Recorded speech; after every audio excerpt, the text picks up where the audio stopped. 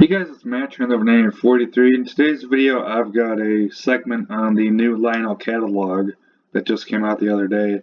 And to tell you the truth, this catalog is really good. I'm really excited about a lot of the products that are in here. So I'm just going to take a quick look through it. Now, I'm going to focus on the O-scale section of this catalog. As you guys probably know, this catalog has everything Lionel's making in this particular catalog. It's got all the O-scale stuff, the Lion Chief Plus, the Ready to Run sets, the American Flyer, the accessories, the track, the power, and the HO stuff. It's got everything in here. So I'm going to focus on the O-scale section of the catalog, and that's because that's what I focus on my railroad hobby. So let's go and take a look. Okay, so the first engine we got here is the new Vision Line Niagra. Now, this particular model was actually announced at York, and this model is really cool. It's got the pop-off smoke on the safety valves. It's got the smoking whistle, the stack smoke, and also it's got two smoke units in the tender. The water for the water scoop effect. It's got one on the sides by the side frames, and I believe it's also got another one underneath the tender that would face the rails for smoke effect down there, so that's pretty cool.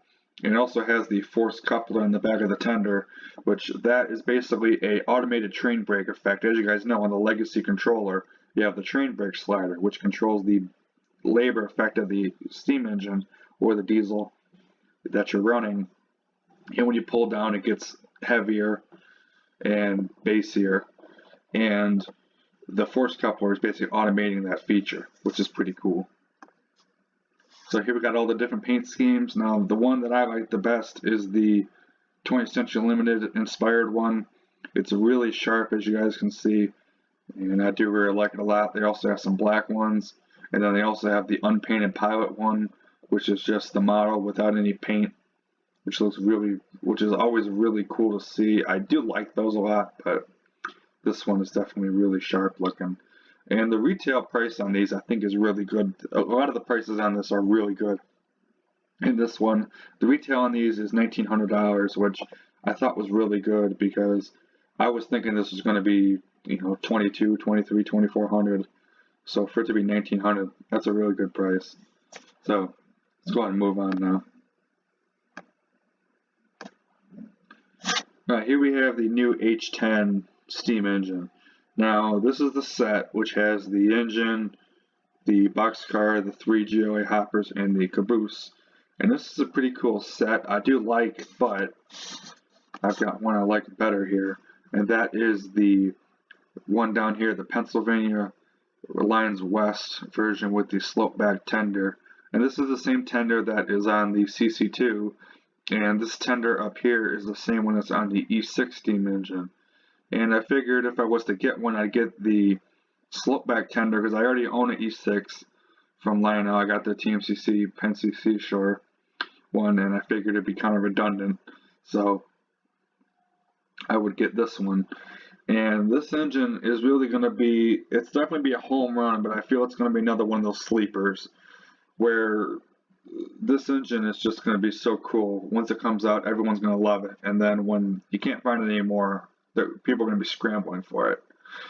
This engine has the smoking whistle, and it also may, and I'll stress the word may, have the swinging bell effect. And as you guys know, the swinging bell, when you activate the bell on the Legacy, the TMCC, or I think even conventional too, the little bell will actually move in time with the sound effects on the bell, which is really cool. And they've done it on Vision Line locomotives and also the Near Central S2 that came out, and it's a really neat effect. So it may have that. They're not 100% sure, but regardless, it's just going to be really cool. And the price is amazing on these. It's $750, which for a steam engine with whistle smoke and possibly swinging bell for $750, it's a steal already, even at full retail. And I think the pre-order price is around $675. So for, let's say, $700, you're getting one hell of a locomotive here. You really are. Next up we have the USA Pacifics, and these are pretty cool. I like the RN 425, which is down here, this blue one. It's really sharp looking. I've got no personal connection with the 425, but I really do like it. And also they're making the auxiliary water tender. Now this is basically an E6 tender that they're using for this, and it does have freight sound effects, which I think is pretty cool. Now, what I've thought about doing is if I get the H10, I would again get this one down here with the slope tender. So what I thought about is if I got the H10, I would consider getting the aux water tender and have it repainted into Pennsylvania just for something unique and different. Obviously it would be fictional, but I think that'd be kind of cool, so maybe we'll see. Next up we have the 2662. These are pretty cool. They got some unique ones down here with the SP and the Great Northern with the slope, with the Vanderbilt tender. Those are pretty cool. And the rest of them are just the standard unit, but they're pretty cool looking. Now we get into some diesels, and we have the SW7. Now, these are basically a combo of the NW2 and the S2 tooling that Lionel has just came out with. The NW2 they just shipped a couple weeks ago, and I got mine, and it's an amazing engine. So I will not order one of these, but if I was to get one, I'd definitely get the ACL. And I know my dad is, if he's watching this, he's probably going crazy looking at the chassis one. I really do like that one, but the ACL would be pretty neat as well. So, but I already have the NW2, and I also, like I said before, have the CNJ 060 from Atlas. So I've pretty much got my switcher bases covered, but it's a really cool engine nonetheless. Moving on, we got the SD45s. The Bicentennial one is always a favorite. I really like that one. If I was to get one, that would be the one I would get, because it's just really striking, the paint scheme on that one. But I don't really have a use for that, so I'll skip it. Next up, we have SD70s, and everybody's favorite is, of course, the 1943, the military locomotive, as I call it. It's the Spirit of Union Pacific. And this one is really pretty cool. Now, MTH has also made the same locomotive, and when I found out that Lionel was going to make it too, and I saw it, I'm like, oh, it's a really cool looking model. And then the question floated into my head of which one would I get. Well, I thought about it, and if I was to get one, I wouldn't know, because I have the legacy SD70s, the UP Southern Pacific, and the UP Chicago Northwestern Heritage units. And the sole reason why I would get the Lionel is to go with those locomotives to lash the three together. But at the same time, MTH, like I said, is making one, and I feel that MTH would do the special crew talk, maybe some like military style crew talk, like they did for the veterans and the first responder SD60Es, but I'm not 100% sure. And until I hear the MTH and see the Lionel, I really don't have a definitive answer as to if I would get one or who I would get it from. But it's a really cool model, and there actually are some accompanying freight cars that I'll show you later. And then among other ones, they have the Norfolk Southern, which I've been wanting for a while, and the model numbers they're choosing are actually pretty interesting, because one of them they're doing is the quote-unquote barcode unit. And that's got a funny story, because when Norfolk Southern made the engine, the font they used for the numbers looked exactly like a barcode, like you would find on a receipt or something. And it looked really sharp. And it was actually on heritageunits.com site for a while under the special interest engines, and I think it's still there. I'm not sure though. But in any case, they changed the font numbers on the engine, so it's no longer technically a barcode unit anymore. It's just the standard SD70. So it's still pretty cool though that Lionel's making that. So, and who knows what font it'll be under. I'd presume it'd be under the fun barcode unit, but you never know. So the other one they're making is the NS 1030, which that one was the engine that was there when the heritage units were all announced, the ST70s and the ES44s, and this model was here too. And it had a special number board which had 1982 on one side and what was that, 2012 on the other one. And it'd be really cool if Lionel was to make that number board on the front of it instead of having just 1030 on both of them, because that would make it accurate to the prototype, as about as accurate as you'll be able to get. So who knows, but that'd be really cool. So I'll move on next. Next up we have the U-boats. These are pretty cool. There's none I really see, although the sky blue Great Northern is a really rare one. You never see that too much. But that's pretty cool, but nothing really here from me. Moving on, we have the GP9s. Now, these are kind of funny because among other ones is the Wabash 484. Now, Lionel made this back in 2013 or 14, one of them, maybe a little bit earlier than that, but it was incorrect. It had, I believe, the blue cab on it.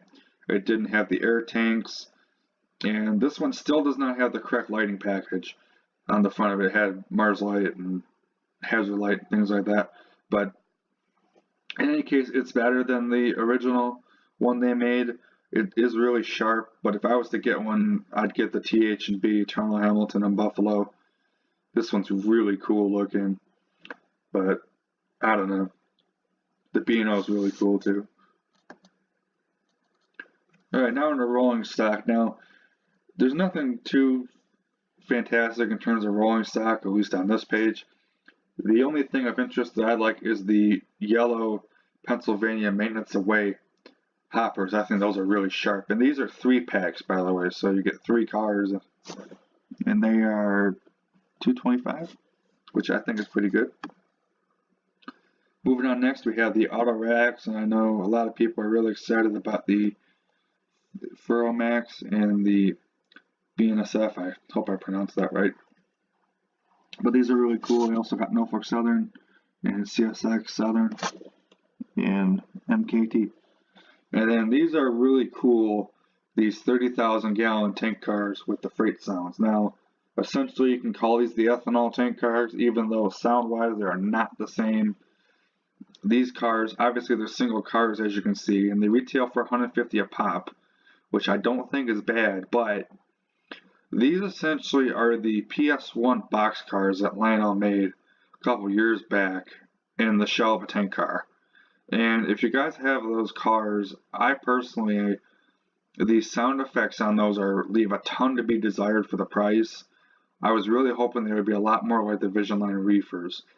These cars, while they're great, they won't have near as many sounds as the ethanol cars, and this comes from Lionel, by the way, I'm not just making this up. They will be cool, and also they are conventional only cars. You can throw them on a legacy layout, but you can't program them into the remote or do anything like that. You essentially just throw them on the train and let them make their noises. And if they're anything like the PS1 box cars, they make about 2 noises every half an hour, and they're not really worth it at all. So that's just my take on it, but I really wish though they would have made the NS first responder tank cars. My uncle got those a little while ago, and I feel they would be screaming for a freight sound version of those, but they didn't make one. They made every other one though, so who knows. Moving on, we got more tank cars now. These do not have freight sounds, but they do have an operate end-of-train device on them, which is pretty cool. So these are nice. I may consider one of these, but I don't really have an oil train yet, so I could always start with an end and go from there. Next up, we got the disconnect cars. These are pretty cool, although they're not for me. Then we got these. Now these are really pretty cool. These are the 60-foot Union Pacific flag cars, and the little stars on the car actually light up, which I think is really sharp. Now they come in the 1943, which this is side 1, and this down here with the camouflage is side 2. And then we have the 6 heritage ones, the SP, the Canadian, the Chicago Northwestern, sorry, the Katy, Western Pacific, Missouri Pacific, and Rio Grande. And then these two are just Union Pacific, although this one right here is the steam program car, which I think is really sharp. Now, I don't know, I may consider one of these, probably these two, if I was to get one, or the steam program cars are really sharp. Maybe one of these days, I don't know, but we'll see. Got some cabooses. Here's a matching one from the 1943. And then we also have the first responders and the veterans one down here. These are previously cataloged, but I guess they have more, so they're throwing them in there again. Now, these are my favorite thing next to the H10. These are the cabooses with the camera. Now, the camera that's in here is essentially the same camera that's in the theater car. And that's the passenger car with the big window on the back that Lionel's making, and they threw them in the cabooses. Now, I am going to definitely for sure get one. I'm going to get the Santa Fe only because I have the Vision Line reefers and the Santa Fe Dash 8 that Lionel made, and I don't have a caboose. So, well, here we go. Now, the other ones are cool. The chassis is really sharp in that orange. The Penske is really cool looking. The NS is sharp, which I thought about the NS, but I saw the Santa Fe first. And the Union Pacific is really cool. But Santa Fe, just because I want a Santa Fe caboose. So, then we got some passenger cars in here. Nothing too fancy that really catches my eye, but they are pretty cool. Now, this car here goes with the Vision Line Niagra. Now, it's a standard passenger car, but it has sound effects. Now, this, unlike the tank cars, is command control, as you can see right here.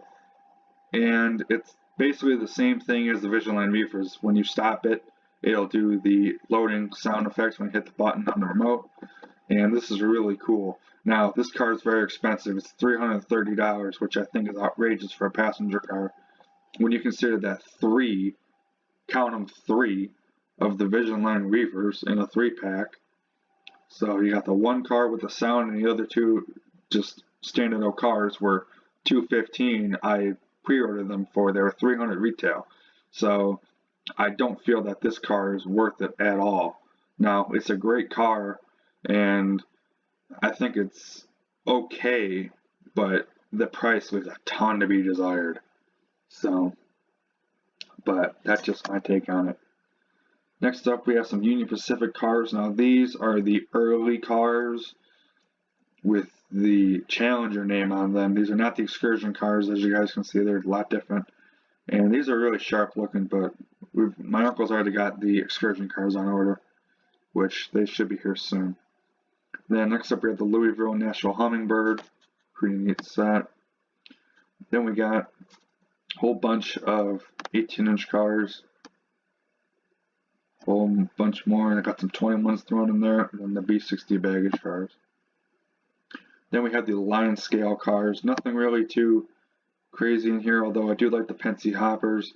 And these cars are actually old Lionel tooling that they're throwing in here. But they're still pretty cool. The box cars are pretty cool.